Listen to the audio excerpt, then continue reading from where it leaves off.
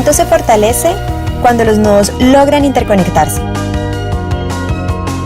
Bienvenidos al primer Simposio Iberoamericano de Mirmecología, versión en línea. Voy a presentar a Mario Sandoval Molina con el trabajo Sex is Important, Extrafloral Nectaries and Plant Interaction on Young Buds of Opuntia robusta. Bienvenido, Mario. Puedes compartir tu pantalla ya. Sí, muchas gracias. Dame un segundito.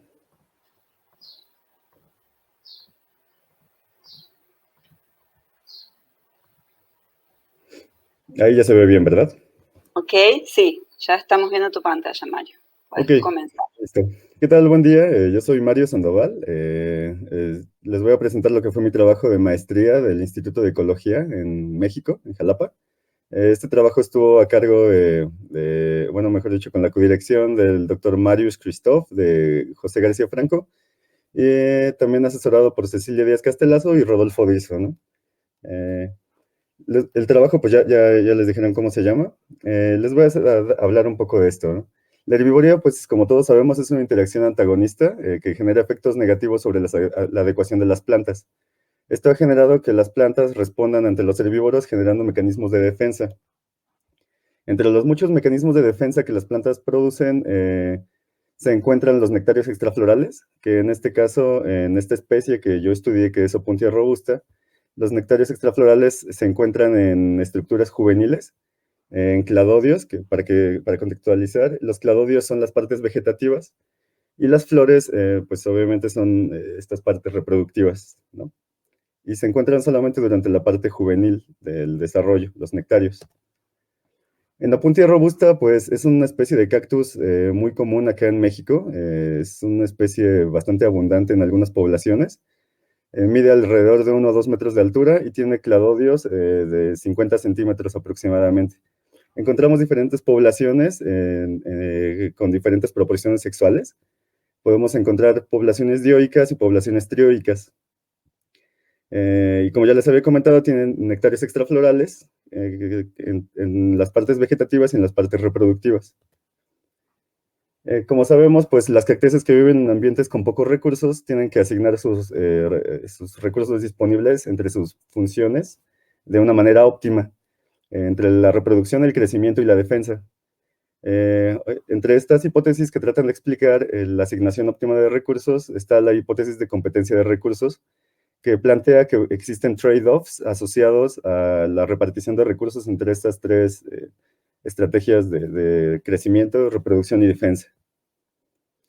En este contexto, las diferencias intersexuales entre las interacciones hormiga-planta son muy poco entendidas, principalmente aquellos aspectos que involucran la herbivoría, tasas de crecimiento y supervivencia de las plantas de diferentes sexos que tienen hormigas en los nectarios extraflorales.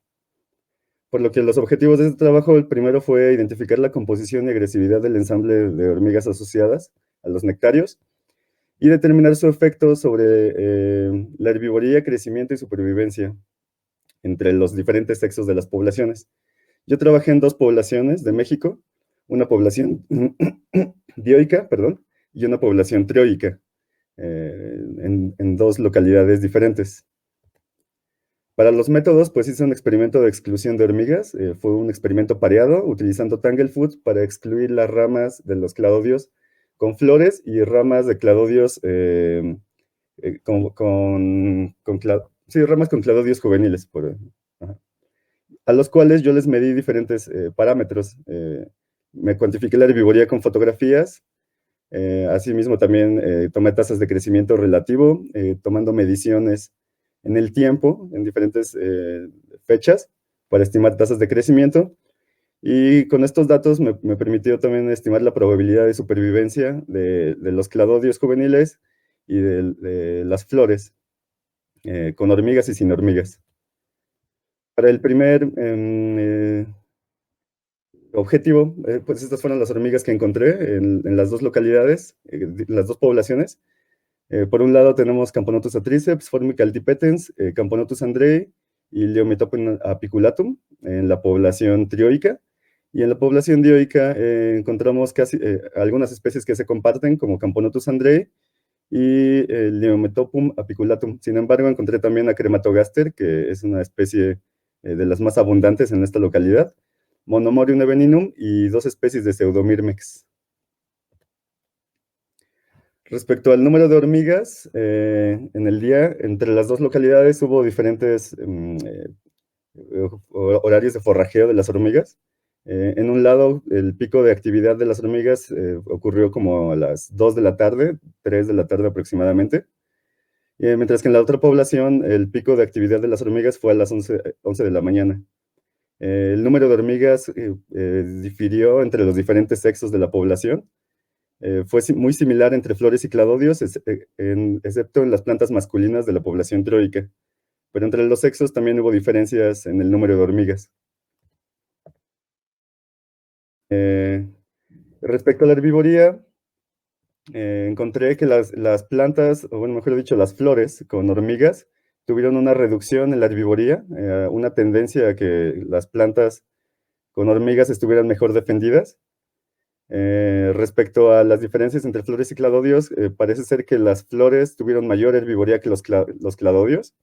Esto es contrario a la hipótesis de defensa óptima, que dice que como las flores son más costosas, deberían estar mejor defendidas. En este trabajo encontramos una cosa que contradice esta hipótesis. Y encontramos que también las diferencias entre la herbivoría se relacionaban con el sexo, donde las hermafroditas tenían menos herbivoría y las plantas unisexuales se mantenían casi a la par en los niveles de herbivoría. Cuando solamente considerábamos las plantas que tenían hormigas, es decir, las plantas control, parece ser que un mayor número de hormigas se relacionaba con una mayor cantidad o proporción de defensa. Esto en las 2 poblaciones. Que curiosamente concuerda con que en la población dioica las hormigas son un poco más agresivas, de lo que les voy a hablar un poco más adelante. Respecto a las tasas de crecimiento, de igual forma encontré que hay una tendencia que las plantas con hormigas tengan menores tasas de crecimiento que las plantas sin hormigas. Esto nos puede hablar de que hay un costo asociado a la producción de néctar extrafloral, probablemente, o a la asignación de recursos que la planta tiene disponible para producir las defensas, ¿no? Que por lo tanto crecen un poco más lento. Los cladodios crecen más rápido que las flores y se encontraron mayores tasas de crecimiento en las hermafroditas que en las plantas unisexuales. Esto en las 2 poblaciones parece que se ve una tendencia muy similar. Entonces, sí. Respecto a la probabilidad de supervivencia, parece ser que también en la población trioica. Mario, te quedan 3 minutos. Ok, muchas gracias. Las plantas con hormiga tuvieron menor probabilidad de supervivencia, mientras que en la población dioica las plantas con hormigas tuvieron mayor probabilidad de supervivencia. Los cladodios tuvieron mayor probabilidad que las flores, y las hermafroditas tuvieron mucho menor probabilidad de supervivencia, ¿no? He estado resaltando las hermafroditas porque eso es un punto importante de este trabajo, ¿no? En las poblaciones dioicas, que podemos pensar que es una población estable y que la población trioica pudiera estar en una transición de pasar a ser de trioica a dioica. Esa es una de las hipótesis que planteamos en este trabajo. Y que esta transición puede estar mediada también por las hormigas que están presentes en los nectarios extraflorales. Entonces, como conclusiones, pues las hormigas defienden a las partes reproductivas, disminuyendo la herbivoría. En los cladodios parece que no hay un efecto aparente en la defensa, probablemente debido a otros mecanismos de defensa, como mecanismos químicos, como metabolitos secundarios o algo parecido. Según la teoría de defensa óptima, las plantas o las estructuras más pequeñas iban a estar mejor defendidas. En este caso parece que sí se cumple este supuesto de la hipótesis. Sin embargo, el otro supuesto de que las estructuras iban a estar mejor defendidas no se cumple debido a que las flores tuvieron mayor herbivoría que los cladodios, que las partes vegetativas. Entonces, nosotros proponemos que la herbivoría puede ser una fuerte presión de selección que promueve el cambio de sexos en la población, en donde los nectarios extraflorales y las hormigas son importantes e influyen en la transición y estabilidad de las poblaciones dioicas en Opuntia robusta. ¿En qué nos basamos para hacer esta predicción? En el esfuerzo reproductivo. Ok, casi termino. En la población trioica parece ser que las plantas hermafroditas están invirtiendo menos recursos en producir flores y cladodios, mejor dicho, menos flores que los otros sexos. Entonces esto nos puede estar indicando que probablemente está ocurriendo un proceso de divergencia. Parece que no les hablé de los índices de agresión, pero si ahorita tienen preguntas, ya les comento un poco de los índices de agresión. Muchas gracias por escucharme y pues si tienen alguna pregunta, pues los escucho. Ahí está mi correo electrónico si quieren contactarme. Con gusto pues les puedo proporcionar más información. Gracias. Muchas gracias, Mario, por tu presentación. Vamos a ver si tenemos preguntas para Mario. Si quieres, hasta que lleguen preguntas, puedes contar sobre los índices que dijiste que... Los índices de agresión, ok. Tendré que presentar un poquito aquí.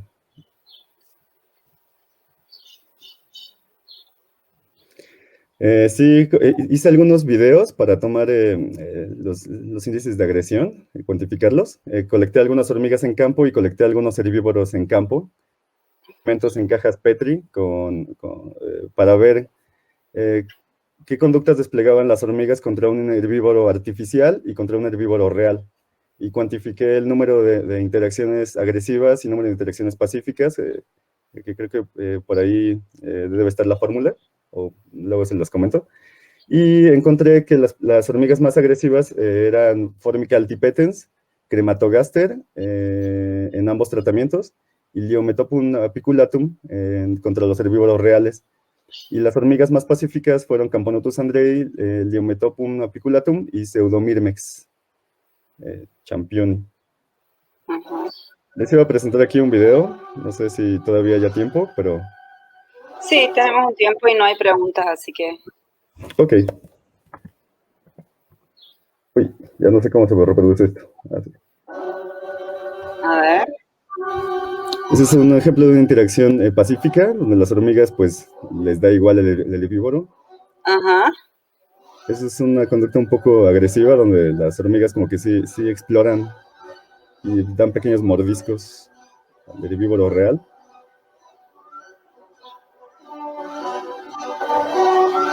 Y las Crematogaster también muy agresivas contra los herbívoros. Una pregunta de alguien que no sabe mucho de comportamiento, ¿no? ¿Las agresivas son de moverse con más velocidad o fue una impresión mía en el video? ¿Has observado si son pues de tener un movimiento más rápido? Sí, hay algunos criterios que nos pueden indicar que puede ser una conducta agresiva. Entre ellas, pues, sí, como acechar al herbívoro, rodearlo con mayor velocidad o darle pequeños toques o embestidas, puede ser como una característica de una conducta agresiva. Entonces, por ejemplo, morderlas o doblar el gáster para reducir ácido fórmico, puede ser de conductas agresivas también. Ok. Tenemos una pregunta de Luis Calcaterra. Perdón, pero no recuerdo cuáles eran los herbívoros en este sistema y su relación con las hormigas. Varias hormigas suelen ser predadoras de huevos de lepidópteros que oviponen en opuntias y no herbívoros. Claro. Los herbívoros en este sistema, los que pude localizar o determinar, fueron principalmente chinches, hemípteros, y un escarabajo del género Moneilema, que es de un depredador voraz de las estructuras juveniles. Principalmente su asociación con las hormigas tiene que ver porque estos bichos están presentes durante todo el estadio de desarrollo, pero principalmente en los estadios juveniles, que son los que yo analicé. Los escarabajos pueden llegarse a comer hasta la mitad de un cladodio juvenil, entonces puede ser un efecto muy importante de la herbivoría contra las plantas. Por eso las hormigas están allí para defender a los retoños de los insectos herbívoros. No sé si he respondido a tu pregunta. Ok, temos outra pergunta que está em português. Se você não entender, me fala. Mário, parabéns. Você viu que flores são menos definidas. Há indícios que formigas podem espantar polinizadores. Logo, nesse caso, é possível que formigas nas flores sejam ruins. Minha pergunta. As plantas secretam néctar extrafloral no mesmo período reprodutivo? Se sim, não acha que pode ser uma maneira das plantas manterem as formigas longe das flores? Sí, claro. Parece que sí entendí la mayor parte de la pregunta. Es cierto, estoy haciendo también un trabajo paralelo para ver si las hormigas tienen un efecto ahuyentando a los polinizadores. Pero todavía no he terminado de procesar los datos hasta ahora. Entonces, sí, respecto a la producción de néctar, el néctar se produce al mismo tiempo cuando están creciendo los cladodios, la parte reproductiva y la parte vegetativa crecen al mismo tiempo. Entonces están activos al mismo tiempo los nectarios en las dos estructuras en la misma planta. Entonces, pues todavía falta probar eso, justamente si los nectarios pueden ser una parte como distraer a las hormigas de las flores para evitar ahuyentar a los polinizadores. Todavía falta por estudiar eso. Gracias. Ok, muchas gracias Mario por tu presentación. Seguimos con nuestro próximo exponente. Ok, gracias. Buen día. Buen día. Bueno, ahora les voy a presentar a Ana Carolina Neudorf con el trabajo Proposta de Estudo de Taxonomia e Ocorrência do enigmático gênero Calatomyrmex Hymenoptera formicide no Brasil. Ana, tudo bem? Tudo bem? Bem-vinda. Tá pronta? Aham, eu vou... Ok, então, isso.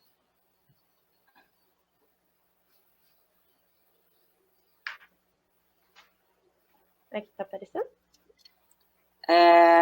Apareceu. Pode começar. Então, bom dia. Meu nome é Ana Carolina e eu vou apresentar o meu trabalho, que é fruto da minha iniciação científica. Então, o nome do meu trabalho é Taxonomia e Ocorrência do enigmático gênero Calatomyrmex no Brasil. Calatomyrmex é um gênero descrito em 2009 por Kindenberg e Brandão.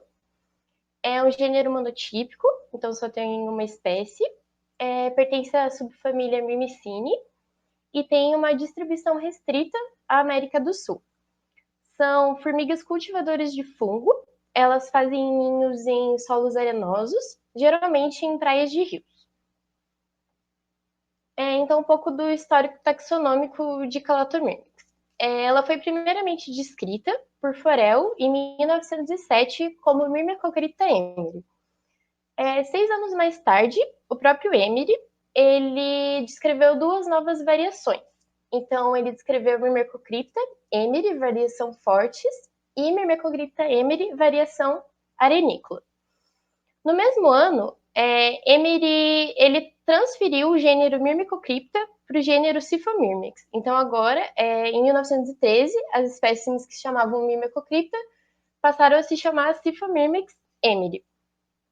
3 anos mais tarde, Santi, ele descreveu o subgênero Mycetophylax. Então, as espécies que antes eram chamadas de Scyphomyrmex, agora recebiam o nome de Myrmecocripta Mycetophylax emery. Além disso, nesse mesmo ano, ele descreveu uma nova variação para o gênero. Então, ele descreveu Myrmecocripta Mycetophylax emery, variação argentina. Um pouco mais tarde, Santi, em 1922, ele descreveu uma nova variação. Ele escreveu Myrmecocripta Mycetophylax emery, variação Gallardoi. O mesmo Santi, 3 anos depois, ele elevou Mycetophylax ao status de gênero. Então, agora, as espécies que se chamavam Myrmecocripta passaram a se chamar Mycetophylax. E ele descreveu mais uma variação, Mycetophylax emery, variação Hubrich. 4 anos mais tarde, o mesmo Sanchi, ele descreveu mais uma variação para Mycetophylax agora, né? Então, agora ele descreveu Mycetophylax emery, variação Weiseri. Um pouco depois, alguns anos depois, Weber, em 1948, descreveu mais 3 espécies agora para Mycetophylax. Ele descreveu Mycetophylax, Rumelink, Bolivari e Glaber. Ao longo da história de Calatomyrmex, ela foi descrita e realocada em vários gêneros diferentes. Até que em 2009, Klindenberg e Brandão descreveram Calatomyrmex emiri. Então, alguns caracteres são importantes para definir o gênero Calatomyrmex. São 4 os caracteres principais. O primeiro deles é que ela tem uma cabeça subquadrada, os lobos frontais são arqueados e reduzidos, ela tem mandíbulas subtriangulares com 5 dentes, e uma das principais características é a presença do psamóforo. E esse psamóforo, ele se encontra na região mediana transversal do clípio, que são esses pelos que se projetam sob a mandíbula. Além disso, e uma característica muito importante desse gênero, que ela é a única das cultivadoras de fungo que não tem a seta anticlipial mediana. Então, com isso, o objetivo do meu trabalho era revisar taxonomicamente o gênero Calatomyrmex, descrever possíveis novas espécies e atualizar a distribuição para o Brasil. Então, para isso, eu examinei 62 espécimes e eu recebi de 3 instituições diferentes. Eu recebi material da UFMG, da Universidade Federal de Viçosa e do Arizona State University. Eu também trabalhei com as formigas da coleção Padre Jesus Santiago Mori, lá da UFPR, e analisei por imagens alguns espécimes do Antiweb. Então, com isso, os resultados parciais do meu trabalho são que a gente pode dizer que Calatomyrmex tem possíveis 6 novas espécies. Além disso, nesse trabalho a gente registrou um novo registro para o Brasil, que é o estado do Espírito Santo. Então, alguns caracteres foram fundamentais para eu dizer que Calatomyrmex pode ter 6 possíveis novas espécies. Algum deles, eu vou mostrar aqui para vocês. Então, o primeiro deles é a profundidade da sutura metonotal. Em alguns casos, a gente tem espécimes com uma sutura metonotal muito profunda. Em outros, como na imagem, na segunda imagem, a sutura metonotal ela é mais superficial. Além disso, a largura dos lobos frontais também varia bastante. A gente tem espécimes com lobos frontais mais largos. Em outros casos, os lobos frontais são mais estreitos. Além disso, a convexidade da carena frontal também está variando bastante. Então, em alguns casos, as carenas frontais são bem convexas, em outros casos, elas são menos convexas e elas chegam a ser quase retas. Também a convexidade do mesonoto, a gente tem espécimes com o mesonoto bem convexo, em outros casos ele não é tão convexo assim, ele é mais superficial. E também a cor varia bastante entre os espécimes analisados. Então, a gente tem espécimes que variam do amarelo para um marrom e outros espécimes que são bem escuras, elas chegam a ser pretas. Também o tegumento, em alguns casos, ele é mais opaco. Em outros casos, o tegumento é liso, ele chega a refletir a luz. Então, esses são alguns dos caracteres que eu utilizei para separar essas 6 espécies. Além disso, os próximos passos do meu projeto, eu estou com uma visita para o Museu de Zoologia da USP marcada, porque lá é o lugar onde tem a maior quantidade de espécimes de Calatomyrmex. Além disso, depois dessa etapa de olhar esses espécimes que faltam, o próximo passo seria escrever o manuscrito.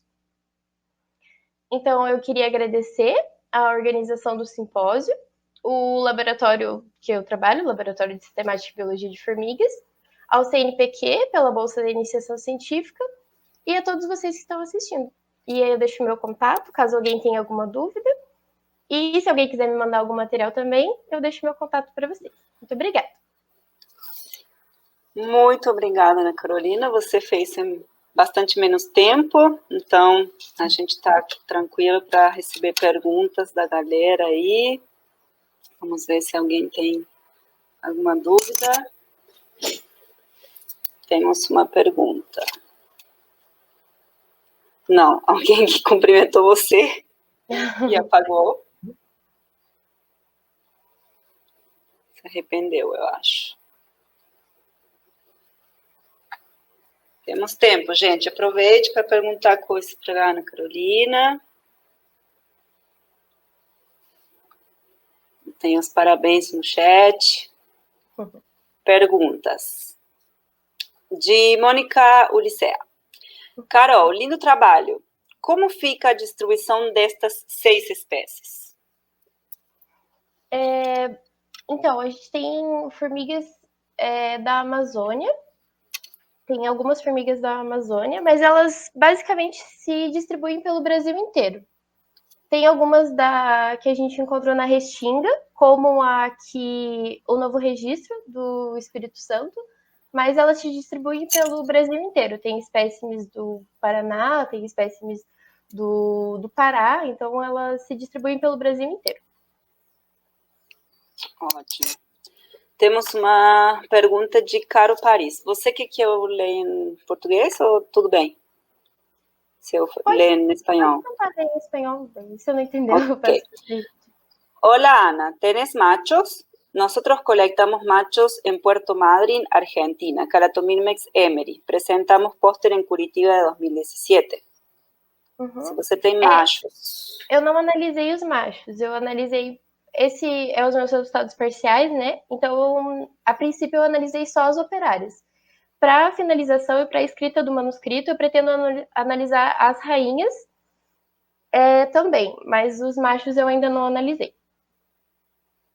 E tem Caro que talvez pode contribuir se você se interessar em machos. João Latke, sensacional. Algumas destas formas existem em simpatria. Há machos para comparar? Então, como eu falei agora, eu ainda não analisei os machos. Tem uma espécie, agora eu não vou lembrar qual, que ela acontece em simpatria, sim.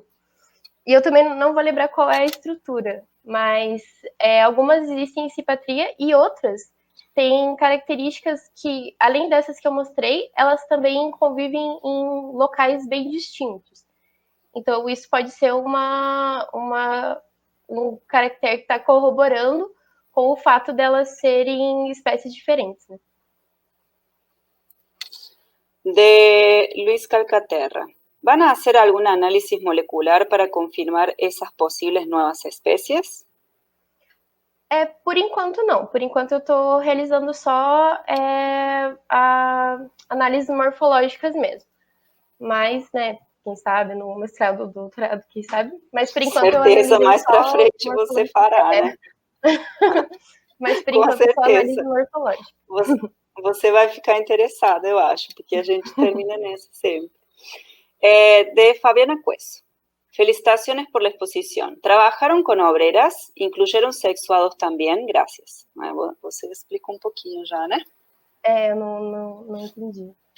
Você não entendeu? Ela falou se vocês trabalharam com operárias e se vocês adicionaram as formas sexuais também, que é o que todo mundo está te perguntando, por machos e rainhas. Eu trabalhei apenas com as operárias. Eu pretendo ver as rainhas, inclusive eu tenho rainhas, mas ainda não cheguei a olhar as rainhas. Eu trabalhei, por enquanto, só com operárias. Fernando Fernández. Hola. Bueno, explorar el estatus de Calatomirmex. Puede ser mejor ver toda la fauna neotropical, puede ser mejor ver toda la fauna neotropical para asegurar la existencia de posibles nuevas especies y descartar especies variables. ¿Se entendeu? Ele perguntou se não seria melhor eu olhar toda a América do Sul? Pode ser melhor ver toda a fauna neotropical para assegurar a existência de possíveis novas espécies e descartar espécies variáveis. O meu trabalho se restringe ao Brasil, porque é iniciação científica, então ele tinha que ser um trabalho mais curto, né? Mas eu cheguei a olhar algumas espécimes de outros países que eu recebi, da Argentina e do Paraguai. Então, eu olhei, mas por enquanto eu trabalhei só com a do Brasil por causa do tempo reduzido mesmo. Mas eu gostei da sugestão, vou olhar as outras espécies da região neotropical também. Ok. Jeffrey Sosa Calvo pregunta. Ana Carolina, buenas observaciones. ¿Las nuevas especies son realmente nuevas especies o ¿O estás reviviendo las sinonimias hechas por Cristina e Beto em 2019? Então, por enquanto, elas são novas espécies, porque as outras sinonímias, elas se baseiam muito na questão da coloração. Então, as outras inscrições, elas são baseadas mais na coloração. Mas eu ainda posso, né, ainda vou rever os outros trabalhos, mas o que eu vi dos outros trabalhos mesmo é que essas inscrições são bem baseadas na coloração mesmo. Então, eles não chegaram a olhar esses caracteres que eu olhei e vi que são realmente marcantes nessas espécies. Então, por enquanto, elas são possíveis 6 novas espécies, né? Mas tem muito trabalho para ser feito ainda até o manuscrito final. Com certeza. Bom, alguém mais tem alguma pergunta para a Ana? Ainda temos uns minutinhos. Tem vários parabéns no chat. De Emília. Amanda Dias, arrasou Carol, parabéns. De Fabiana Ferreira. Tiago, parabéns, Carolice. Muito bom, parabéns, Ana. Eu também acho que seu trabalho é sensacional, Ana. Obrigada. Muito bom. Por ser uma iniciação científica, essa iniciação científica do Rodrigo, né? Super suaves. Tranquilas. Parabéns por se embarcar nesse desafio. Muito obrigada. Bom, vamos passar à seguinte ponência. Muito obrigada, Ana Carolina. Obrigada a você. Obrigada por quem viu a apresentação. Ok. Bueno, ahora voy a presentarles un minuto aquí. El trabajo Sálvese quien pueda, cómo responden las hormigas a la variación de la humedad del suelo, de Fabiana Ferreira de Oliveira. Bienvenida. Escucho muy bien. Ya puedes compartir tu pantalla. Gracias.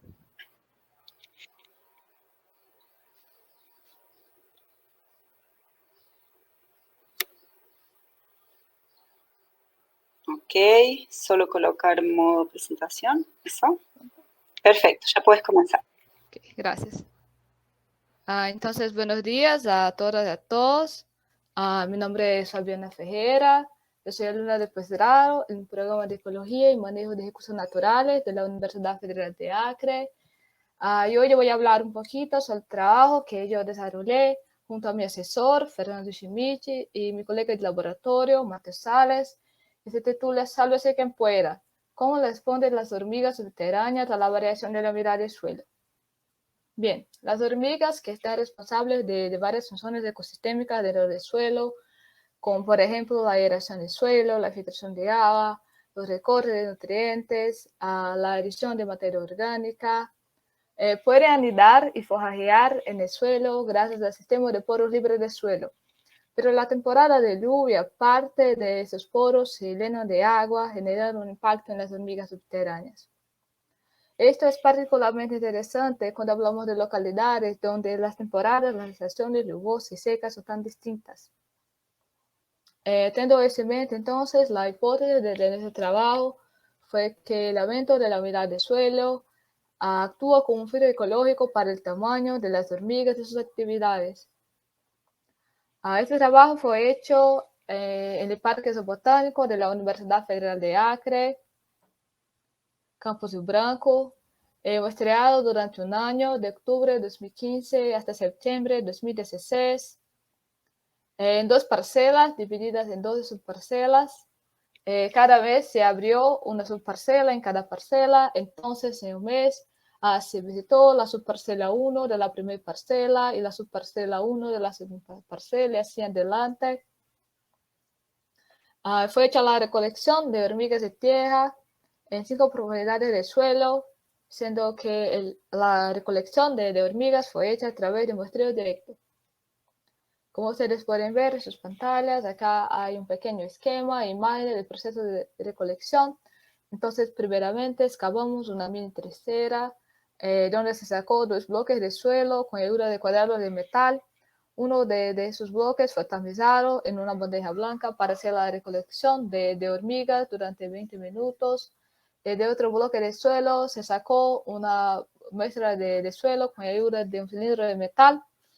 Esas muestras de suelo se colocaron en bolsas plásticas y se transportó al laboratorio de ecología de hormigas en una caja de poliestireno con hielo para mantener la humedad y así podía hacer las análisis físicas del suelo, como la humedad del suelo, la densidad global del suelo, la densidad de las partículas del suelo.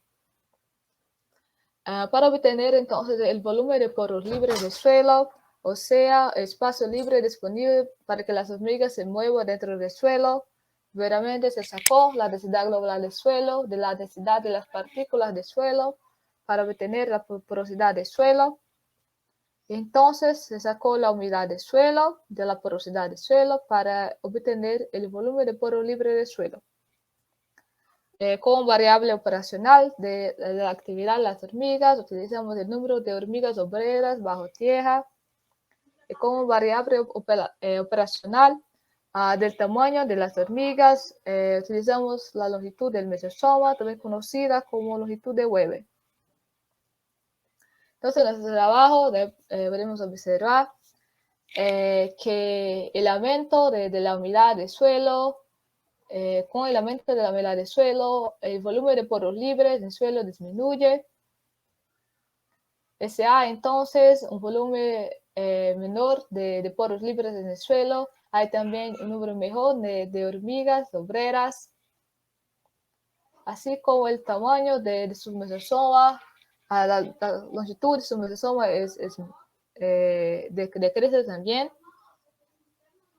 Entonces sí, el volumen de poros libres del suelo actúa como un filtro ecológico, genera un impacto entonces en las hormigas subterráneas, decreciendo sus actividades en las capas del suelo.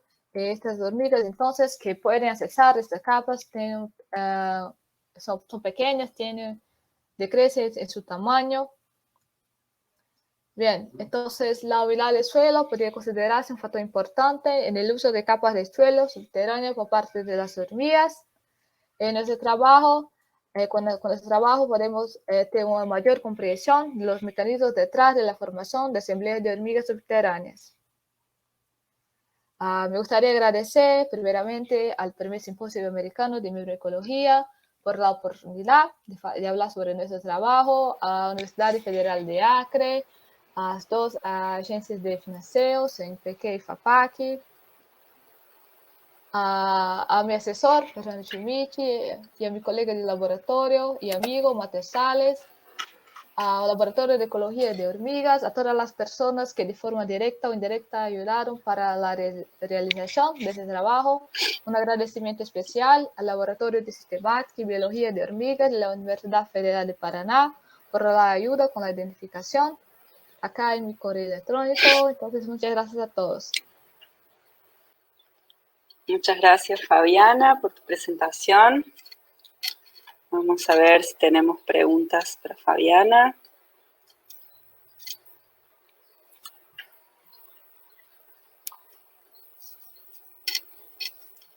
Tenemos algunos comentarios. Muchas gracias por el español. Muy buen trabajo. Gracias. Gracias por tu presentación y el esfuerzo con el idioma. Creo que tenemos una pregunta. De Jim Cerda. ¿Habéis identificado las especies? ¿Cuáles eran las más abundantes? Entonces, nosotros hicimos la identificación hasta el nivel de género.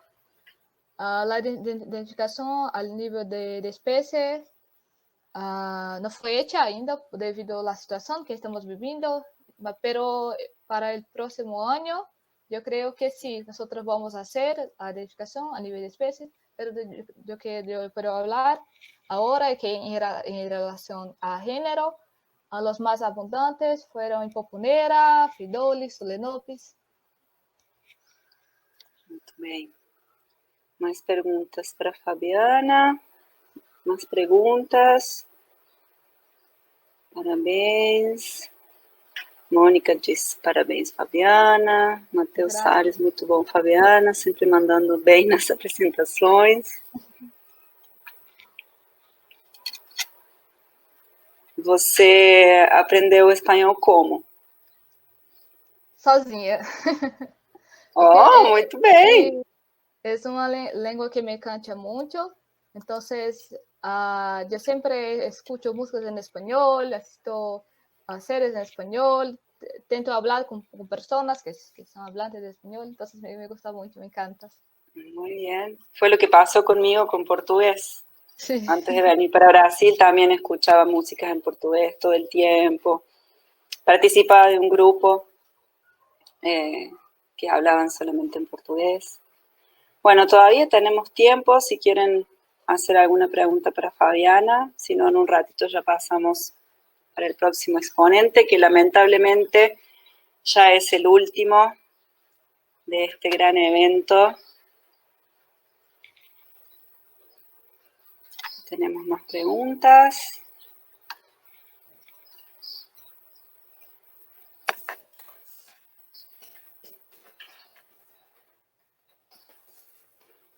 Vamos a ver. Excelente, felicitaciones, gracias por el esfuerzo del idioma. Gracias. Parabéns pela apresentação. Ah, gente, também não se olviden que tenemos encuestas para responder en la aba Pulse. Tenemos 2 preguntas. ¿Qué te ha parecido el simposio y si volverías a repetir? Quien no haya votado, si quiere dejar su voto.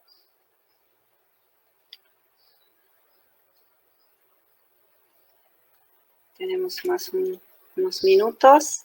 Felicitaciones, Fabiana, de Jeffrey. Gracias. Creo que tenemos una pregunta más. De John Latke. Fabiana, desculpe, mas como é a distribuição dos volumes vazios no solo? Como pode essa distribuição afetar a distribuição das formigas no solo? Tu castelhano es lindo. Muchas gracias. Entonces, bien,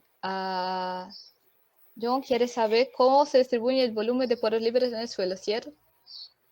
Uhum. En las capas del suelo. Bien, entonces yo creo que en las primeras camadas, de las primeras capas del suelo, entonces las capas de 10, 20, 30 centímetros, hay más poros libres en el suelo comparado con las camadas más profundas. Entonces fue una de las cosas que nosotros pudimos observar, no solamente con las análisis, pero también en el proceso de recolección, que en estas primeras capas hay mucho más hormigas porque hay entonces más, un volumen de poros libres mayor. Entonces yo creo que es en las primeras capas del suelo tienen más volumen de poros libres, entonces más obreras. Uhum. Interesante, muy interesante. ¿Alguna otra pregunta para Fabiana?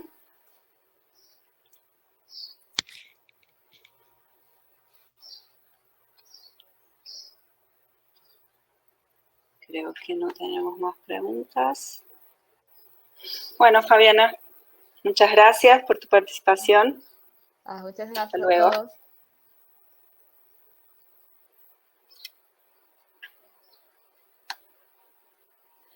Bueno, les voy a presentar nuestro último exponente del día y del simposio con el tema hormigas intradomiciliarias Hymenoptera formicide de la zona metropolitana de Guadalajara, Jalisco, México, presentado por Miguel Vázquez Bolaños. Vamos a esperar a que Miguel se conecte. Ay, ya entró. Buenos días. Hola, Miguel.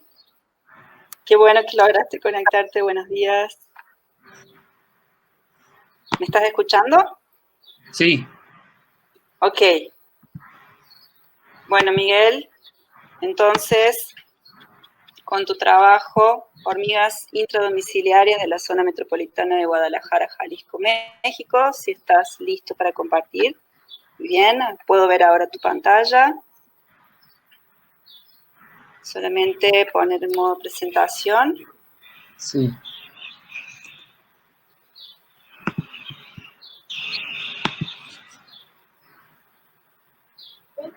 ¿Ya se ve? Todavía en modo presentación no.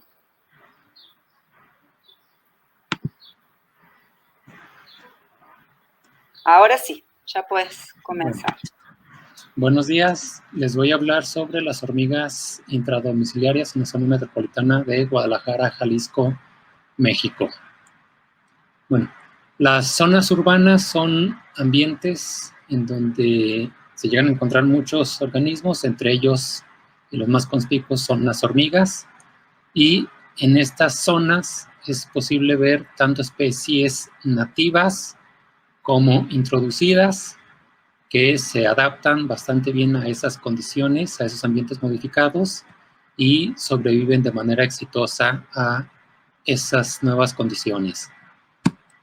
La zona metropolitana de Guadalajara es un área enorme y actualmente está formada por 8 municipios con una altitud promedio de 1.634 metros sobre el nivel del mar en el occidente de la República Mexicana. Guadalajara, el municipio de Guadalajara es la capital del estado de Jalisco.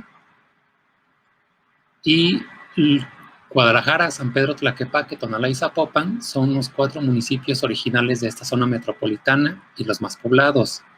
Los otros 4 municipios restantes, El Salto, Ixtlahuacán de los Membrillos, Juanacatlán y Tlajomulco de Zúñiga, se han incorporado recientemente debido al crecimiento de la mancha urbana. La extensión de esta zona metropolitana es de poco más de 2.734 kilómetros cuadrados y con una población de casi 4,5 millones, y esto lo convierte en la tercera ciudad más poblada de México y también una de las áreas urbanas más extensas. Para este trabajo se visitaron 30 viviendas en esta zona urbana.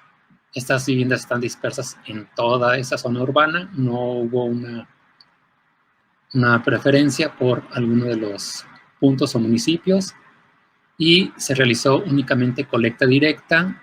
Se hizo toma de información en el lugar en donde se ponía el número de la vivienda, la fecha, la hora, las coordenadas, altitud, en qué calle se localizaba, si tenía área verde o no, y algunos otros puntos sobre las casas. Además se notaba lo que al momento se distinguía de las especies, que después se corroboraba en laboratorio. Las hormigas se colectaron en alcohol, algunos ejemplares fueron montados para poderlos revisar en seco, y el material está depositado en la colección entomológica de la Universidad de Guadalajara. Como resultado se tiene 20 especies de hormigas, en donde hay 3 especies de Dolicoderine, 4 de Formicine, 1 de Deponerine, 2 de Pseudomyrmecine y 10 de Myrmecine. De estas 20 especies, hay 8 especies introducidas, es decir, el 40% de lo que se tiene en la zona metropolitana son especies introducidas.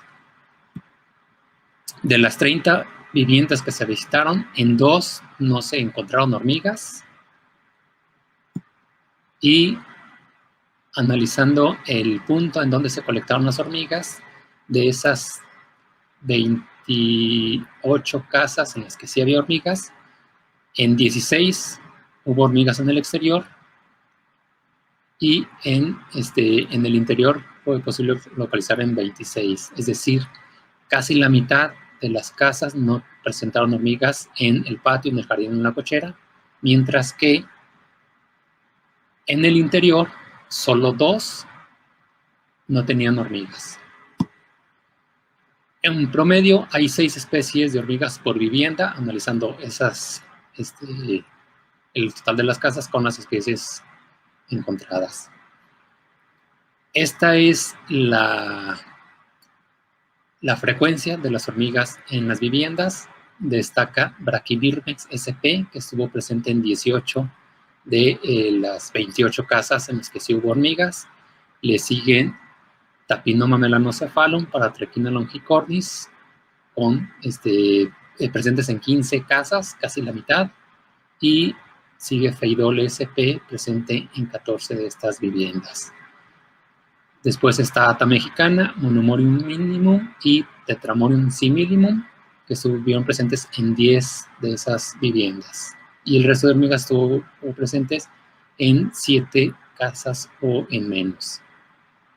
Monomorium floricola, Pogonomyrmex wheeleri y Tetramorium langinosum únicamente se encontraron en una sola vivienda. Brachymyrmex sp, que fue la especie que se encontró en el mayor número de viviendas, es probable que sea una especie no nativa.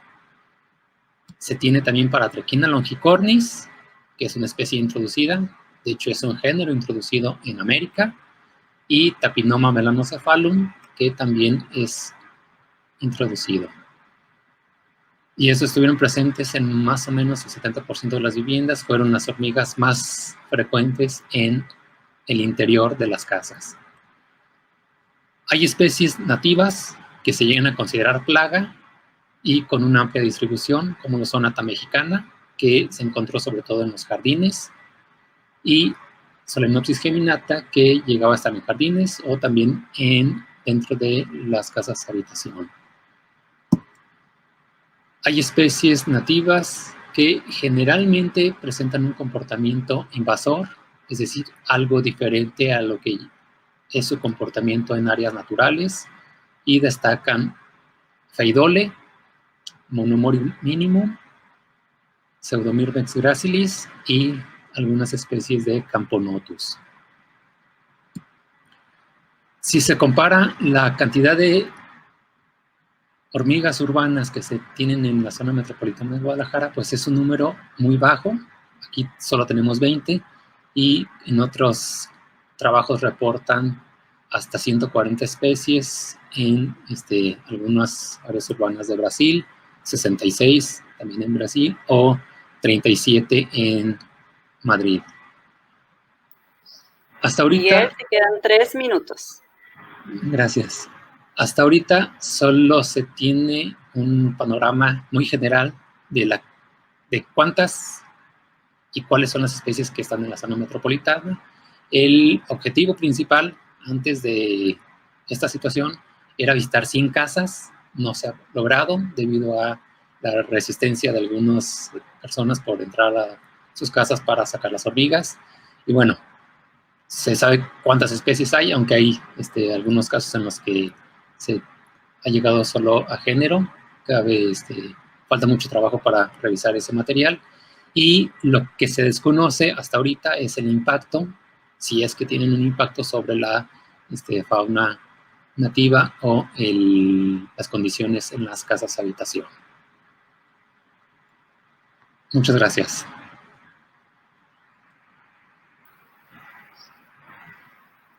Muchas gracias, Miguel, por tu presentación. Vamos a ver si tenemos preguntas.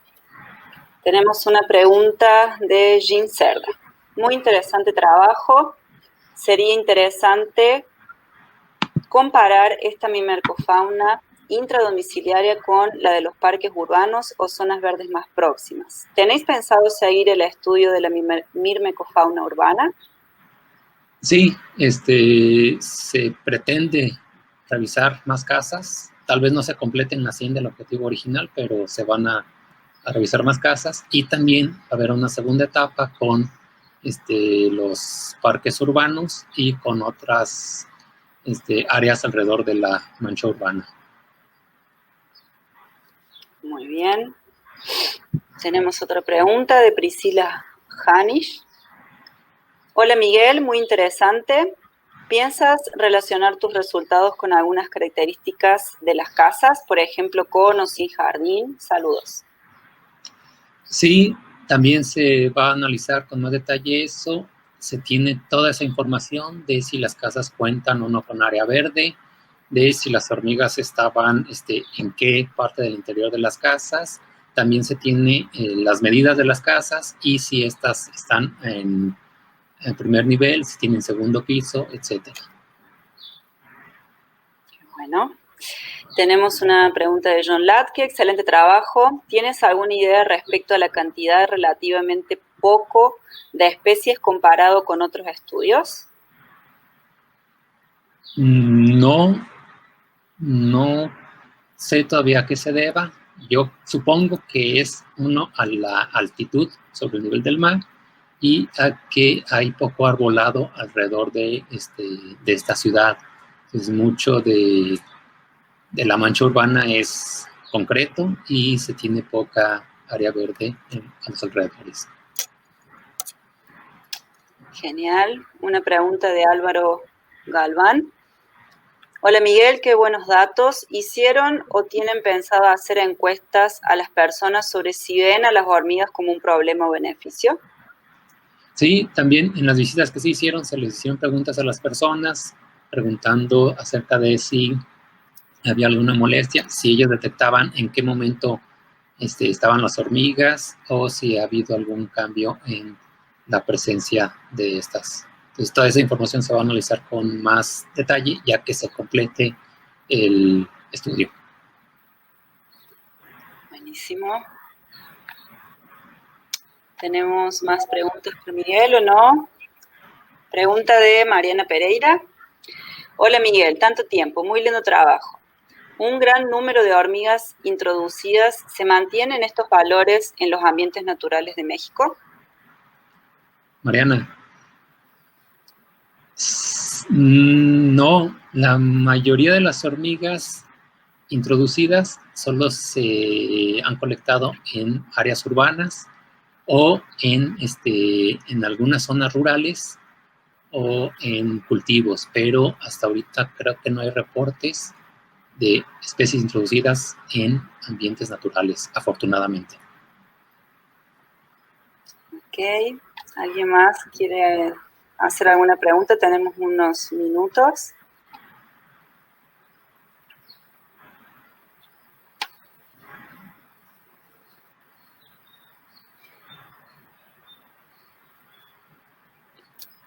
En el chat varias felicitaciones. Yo no sé si viste, Miguel, pero John dice que habría que mandar hormigas a las casas que no tienen, porque es triste casa sin hormigas. Una pregunta de Mario Sandoval. ¿Las especies introducidas compiten con las nativas? Interesante trabajo. Es difícil afirmar eso porque como no se tienen trabajos previos para saber si antes había solo especies nativas y ahora ya están las introducidas, pero no sé, porque hay casas en las que las personas dicen en el momento en que aparecen las hormigas y antes no había hormigas.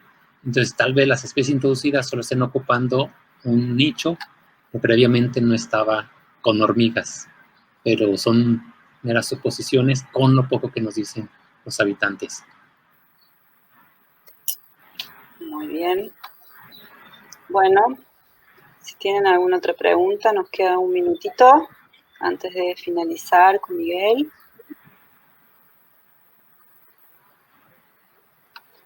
Bueno, si no hay más preguntas, muchas gracias Miguel por tu participación, por tu presentación, muy interesante. Más información, visita nuestra página web o comunícate a nuestro correo electrónico.